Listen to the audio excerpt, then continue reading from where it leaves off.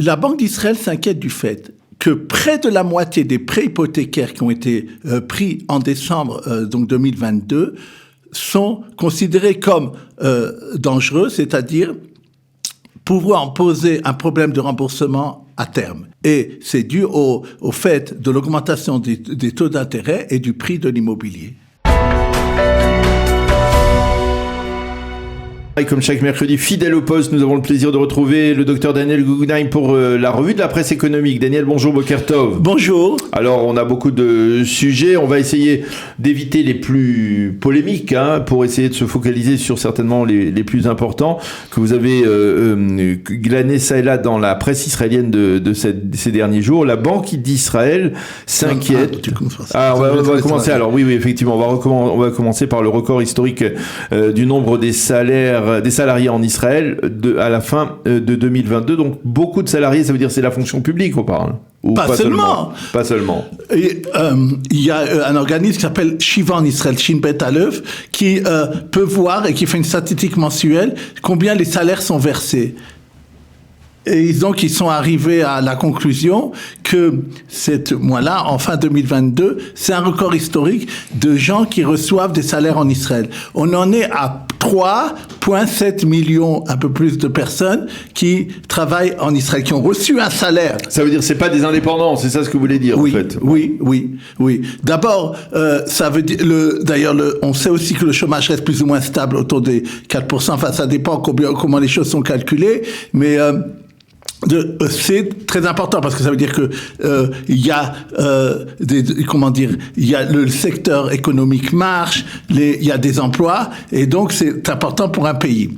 Maintenant, si on regarde au niveau par exemple par rapport à l'année dernière, ça veut dire quoi? Ça veut dire une augmentation de 3% plus de gens qui travaillent par rapport à la fin de 2021. Donc, une augmentation par rapport à l'année dernière assez importante. Maintenant, si on regarde les salaires nets d'ailleurs qui ont été versés en décembre 2022, c'est presque 29 milliards de shekels. Maintenant, vous allez me dire, bon, c'est peut-être un mois. Qu'est-ce qu'il en est sur toute l'année? Parce qu'il y a des mois plus, des mois...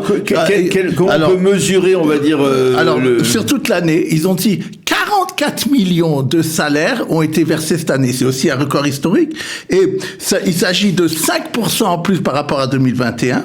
Et il s'agit de sommes qui ont été versées aux salariés cette année, en toute cette année, en 2022, 336 milliards de shekels, plus de 8,6% en plus que ce qui était l'année dernière. Alors, effectivement, ça veut pas dire que les salaires nets ont eu l'inflation, non, parce qu'il y a plus de gens au travail, et d'ailleurs, le salaire net en fin décembre 2022, je parle net, est de 7600 shekels. Donc, il y a effectivement, les gens travaillent plus, il y a plus de gens au travail, mais ça veut pas dire que on a dit que les salaires, obligatoirement, sont plus importants que ce qu'il était il y a un an, ou en tout cas, ça c'est vrai, n'augmentent pas autant que l'inflation augmente. Maintenant, vous m'avez dit en antenne, on a parlé ça 2 minutes avant l'émission, concernant dans le high-tech, par exemple en Israël, en disant on a très peur qu'à cause de la réforme toutes politique, les critiques autour de la réforme juridique. On a entendu que quelqu'un important dans la commission monétaire de la Banque d'Israël a décidé de démissionner pour ça. Et même que le gouverneur Yaron avait mis en garde Benjamin Netanyahou face au risque justement d'impact négatif de cette réforme. Donc ça, on entend ça. Pour ça, je veux dire, il faut toujours regarder ce qu'il y a la réalité des choses. J'en ai parlé qu'il y a eu il y a 2 semaines maintenant, Israël a émis des obligations dans le monde entier. Ça s'est arraché. Il y a rien qui a changé. Il y a beaucoup de tapage qui est fait dans le média, mais il faut toujours voir les faits qui sont et qu'est-ce que pensent et font les investisseurs dans le monde entier et en Israël. Et au contraire, d'ailleurs, si vous voyez, le shekel se raffermit un peu en ce moment. il a gagné 10 agourdes par rapport à l'euro. L'euro, elle est presque à 3,80, il est maintenant 3,65. Bon, c'est dû aussi que les bourses américaines reprennent, mais ça veut dire que on voit pas de changement, et au contraire, ce que tout le monde regarde, le monde entier, le FMI et les gens les investisseurs et les entreprises de rating, c'est la vitalité de l'économie israélienne, et c'est la croissance d'ailleurs qui sera une des plus grandes dans les pays industrialisés. Je vois toujours des chiffres autour de 3%, une inflation qui sera jugulée. D'après, hier, il y a eu des prévisions qui sont sorties du ministère des Finances et aussi des économistes qui ont dit que l'inflation l'année prochaine sera moins de 3%, et donc tout ça, c'est ça qui compte pour l'économie israélienne. Alors ça, c'était le premier dossier que vous vouliez ouvrir ce matin. Je vous le disais, on parlait de la Banque d'Israël qui s'inquiète du fait que près de la moitié des prêts hypothécaires accordés en décembre dernier soient des prêts très risqués. Qu'est-ce que ça veut dire, un prêt très risqué ? Oui, la Banque d'Israël considère que si le remboursement mensuel d'un prêt hypothécaire dépasse 30% de ce qu'on appelle les recettes, les revenus libres. C'est quoi le revenu libre ? Ils regardent le salaire du couple, c'est-à-dire les recettes, y compris les allocations familiales, toutes les allocations, les recettes donc du couple. Ils ont déduit de ça tous les impôts qu'ils doivent payer, plus également tous les sorties de cartes de crédit, plus tous les emprunts que ces gens ont fait. Et si jamais donc ce chiffre de remboursement de la Mashkanta représente plus que 30% de ce qui reste après avoir enlevé tout ça, c'est pour la Banque d'Israël un problème à terme pour pouvoir rembourser la Mashkanta. Et si on regarde, justement, en décembre 2022, ce chiffre a été de 47%, c'est-à-dire presque la moitié des prêts accordés en décembre 2022. Il y en a eu 7 milliards de shekels. D'ailleurs, c'est beaucoup moins que ce qu'il y avait avant, puisque avant, il y avait 12 milliards de shekels il y a pas longtemps, mais c'est quand même ces 7 milliards de shekels qui ont été accordés, le sont, d'après la Banque d'Israël, risqués. Et si on regarde même là, j'ai parlé de presque la moitié, il y a 3 ans de ça, on était en dessous des 30%. Donc ça veut dire qu'il y a un problème. Bien entendu, c'est dû à deux choses. C'est dû au fait que les prix des appartements ont beaucoup augmenté, comme on le sait, et deuxièmement que les taux d'intérêt ont beaucoup augmenté. Donc tout ça fait que les gens ont de plus en plus de mal lorsqu'ils prennent des prêts hypothécaires à arriver à un équilibre par rapport à ça. Et bien entendu, malheureusement, ça ne concerne pas des gens qui avant déjà avaient pris les mashkantaot, donc avaient pris des prêts hypothécaires, et maintenant on ne sait pas, on n'a pas d'informations dessus, combien par rapport à eux ça correspond maintenant, leur prêt, est-ce qu'il est risqué ou pas. Maintenant, ce que je veux dire, c'est que si on regarde tous les mashkantaot, tous les prêts hypothécaires qui existent à l'heure actuelle, c'est 527 milliards de shekels. C'est énorme. Et c'est une augmentation de 64% en 5 ans, et même de 14% en 1 an. Donc c'est considérable. Et si jamais, pourquoi je veux dire ça ? Parce que si jamais il y a un problème de remboursement des mashkantaot par rapport aux gens qui ont emprunté, c'est un énorme problème pour l'État d'Israël, puisque c'est une somme de plus de 500 milliards de shekels. Enfin, je ne sais pas exactement quel impact ça peut avoir. Mais si les gens remboursent pas, alors comment ils vont faire les banques ? Ça veut dire qu'il y aura une crise financière énorme. C'est-à-dire pour l'instant, je sais que quand ça arrive, on le voit d'ailleurs, la Banque d'Israël dit aux banques, surtout ne le dites pas, et donnez un moratoire pour qu'ils puissent maintenant pendant 3 mois pas payer, et puis ils payeront plus tard, dans 30 ans, ils payeront encore 3 mois après que normalement ils devaient le faire. C'est un problème, et j'espère que on arrivera à une descente de l'inflation qui permettra une baisse des taux de l'inflation. Une dernière chose d'intérêt. Une dernière chose que je veux dire à ce sujet qui revient à ce qu'on a dit, et ce que je le dis depuis le dernier trimestre et encore avec plus de force, c'est qu'on a on a des signes là aussi de commencement un peu de baisse des prix, parce que maintenant la moyenne qui a été prise comme prêt hypothécaire en décembre, c'est 921 millions de shekels. C'est le même chiffre qu'il y avait en février 2022. Ça veut dire on revient quelques mois avant, et ça veut dire que apparemment les gens qui achètent des appartements sont obligés de payer moins cher que ce qu'ils faisaient ces derniers temps, et ça confirme ce freinage et aussi cette baisse qu'on va sûrement le voir maintenant dans 2 ou 3 semaines quand les chiffres seront publiés, des chiffres en décembre, pardon. Alors, On va parler maintenant d'une chaîne de supermarchés King Store que la population juive d'Israël ne connaît pas véritablement, mais qui est très connue dans le secteur arabe israélien, et celle-ci pourrait, on va dire, pénétrer le marché juif en Israël, c'est-à-dire se rajouter à tous les supermarchés, et ça, vous me dites ça, alors qu'on a ouvert hier, inauguré le premier Carrefour en Israël. Donc, quel est l'intérêt de ce genre de chaîne ? Oui, comme d'habitude, vous avez vraiment bien présenté ce sujet.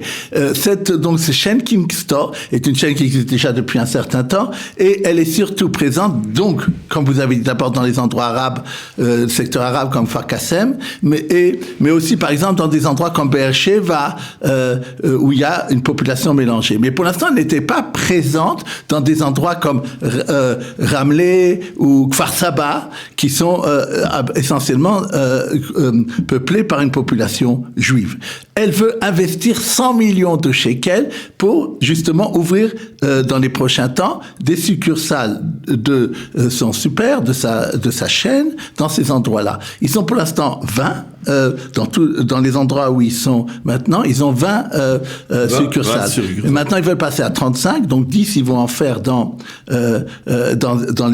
ces villes où je vous ai parlé, en faisant un investissement de 100 millions de shekels. Maintenant, ils disent, quelle est notre spécialité? Qu'est-ce que nous pouvons apporter en plus aux consommateurs israéliens, comme vous venez de le dire?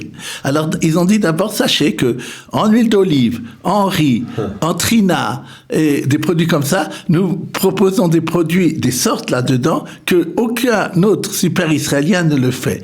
Et donc ça, c'est une chose qu'ils disent. Une autre chose qu'ils disent que eux, ils aident les petits importateurs. Vous savez, en Israël, on en parlera sûrement, il y a des grands importateurs de produits qui sont vendus dans les super, que ça soit que ça soit du manger ou que ça soit des couches ou des choses comme ça. Et eux, ils disent que toujours, ils importent de petits consommateurs, surtout venant de Turquie et autres. Maintenant, donc, c'est une diversité. D'après eux, ils sont aussi peu chers que les moins chers en Israël, comme Rami Levi et autres, comme les discounters en Israël. Et ils disent, attends, il y a deux choses. Chez nous, il n'y aura pas de vente de vin parce que ils font d'après la loi. Mais en même temps, les produits ne seront pas des produits cachés. Alors, voilà ce qu'ils répondent là-dessus. Je savais que cette question viendrait de votre part. Et alors, point de vue de la cacheroute, ils disent comme ça, nous sommes ouverts le Shabbat, donc le rabbinat ne donne pas une Toudat d'Hersher à un magasin qui est ouvert le Shabbat. Mais ils disent la plupart des produits que nous vendons là-bas ont eux-mêmes une cacheroute dessus, comme ça peut arriver, et d'autre part, même ils disent que la viande qu'ils vendent là-bas est une viande qui est cachère. Donc là-dessus, ils ont aussi une réponse à donner. Intéressant, donc à voir. Et c'est pour quand? C'est prévu maintenant, c'est-à-dire en 2023. Alors on va terminer par deux cas de Olim qui se retrouvent confrontés aux banques israéliennes et à des publicités plutôt problématiques sur la rentabilité de leurs dépôts. Et des problèmes de carte de crédit qu'ils ont rencontrés.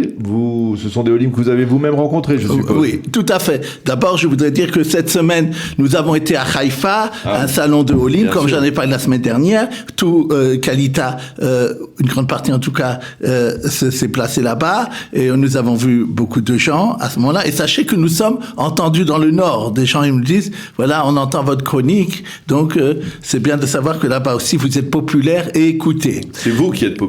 Non, enfin, ils ont parlé de vous. Les gens me parlaient de Daniel Haïk, accessoirement de moi. Donc, vous voyez, n'ayez crainte, vous êtes aussi connu dans le Nord. Concernant Voilà. Maintenant, j'ai eu des cas de Olim, comme vous venez de le dire, et toujours je veux le présenter parce que si c'est des cas que des Olim ont eu, ce sont des cas qui peuvent intéresser beaucoup de gens qui nous écoutent. Alors, première chose, et d'ailleurs, ça a été tout est aussi par la presse économique israélienne. Vous savez, on a souvent parlé ici que les taux d'intérêt de la Banque d'Israël ont bien augmenté cette année, et qu'il y avait une pression de la part de la Banque d'Israël et de différents organismes pour que les banques donnent des meilleurs taux à leurs épargnants dans ce qu'on appelle les dépôts bancaires en Israël. Et il y a là-dessus donc une concurrence qui se fait maintenant un peu mieux dans les différentes banques et surtout de la publicité. C'est-à-dire, une banque va dire, moi maintenant, celui qui met son argent, qu'il accepte de le mettre pendant une période de 1 an, voire 1 an et demi, je lui donne, et une fois c'est même arrivé, c'était la banque Apoalim, qui avait parlé de 4,6%.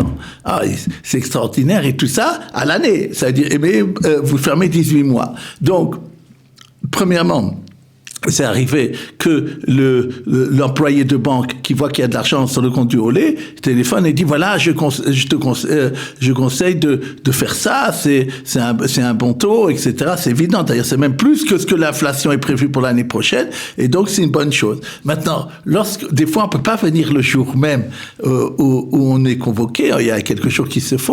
Et qu'est-ce qui s'est passé lorsque on allait à faire cette demande, que tout d'un coup, au lieu de c'était 4,6, c'était 3 quelque chose.